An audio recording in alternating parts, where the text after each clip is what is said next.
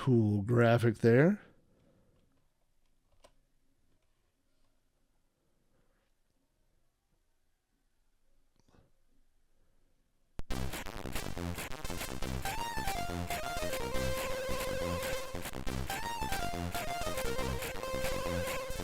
So when I was a kid,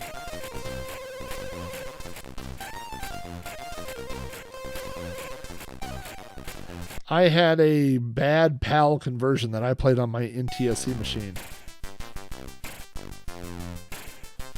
So the graphics were always messed up. Oops. Had a subscriber and then I broke his window. Of course, this is the patterns are all different than the arcade version. Oops, I missed my spot there.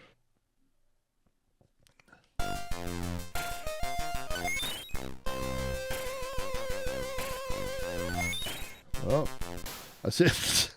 I wiped out every subscriber and then died. All right, let's try that again. That wasn't a very good showing. Brought to you by my Paperboy headline. My Paperboy who just drove his bicycle into a grill. Oh, that's smart.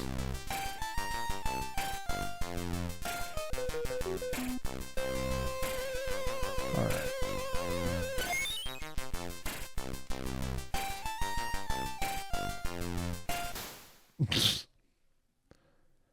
Ah, boy. All right, let's go full speed.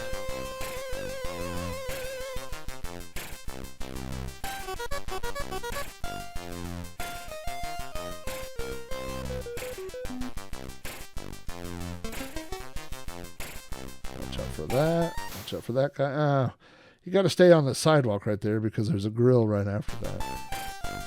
Now I'm going to get hit by this car.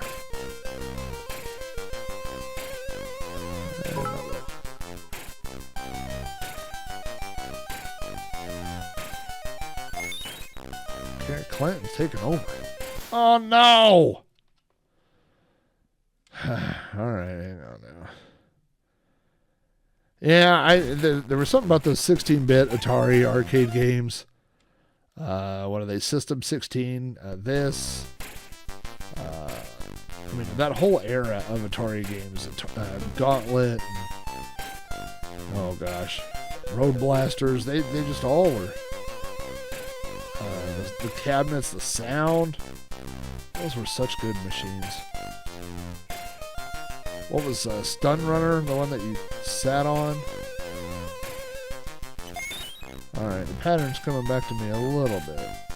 Of course, I'm going to need some newspapers if I'm going to... Oh, I should have went left.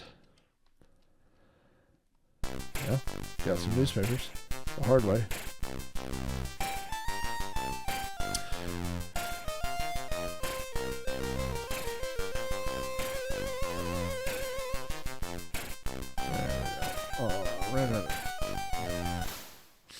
Did it again.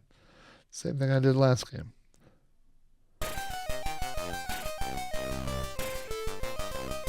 Too late. I missed it. So you gotta get up on that sidewalk. There's the robber that races you.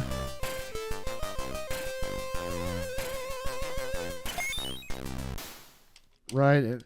God, I keep doing the same things right after...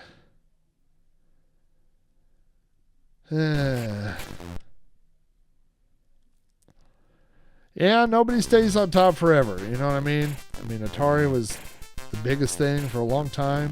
I mean, think about, back in the day,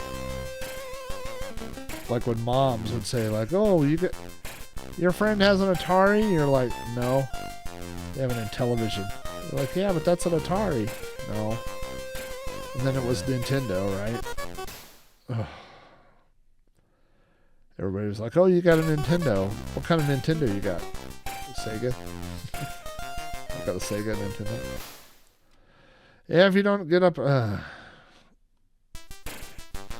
Atari Racing the Beam is a fantastic book. that game was shot. If I can't even get to the bonus level, then what are we doing here?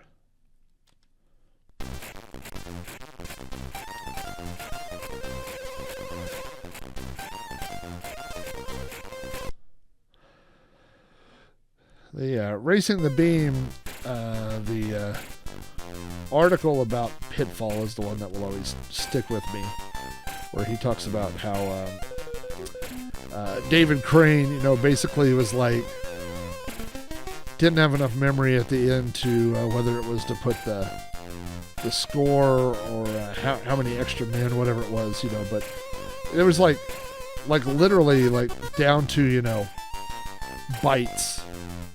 Like I need like 4 bytes to do this or that. And that's what stuck with me about just how every single ounce of memory in that machine was used up on those games.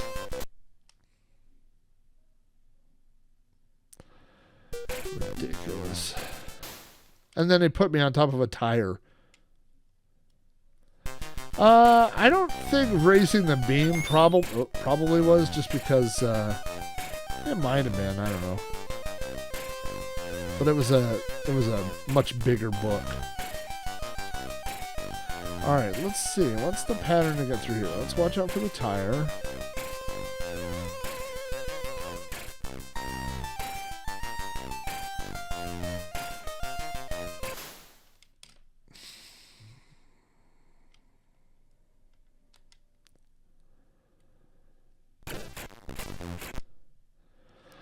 I went to a, actually one of my, I can't remember if he's one of my Patreon subscribers or if he's just a listener. I didn't mean it that way to say just a listener, but I mean, I think it was a Patreon subscriber because we were emailing and something that just sticks in my head that way. But he's, he definitely is. And it was the episode where I was, for Christmas last year when I plugged a lot of the projects that my supporters were doing.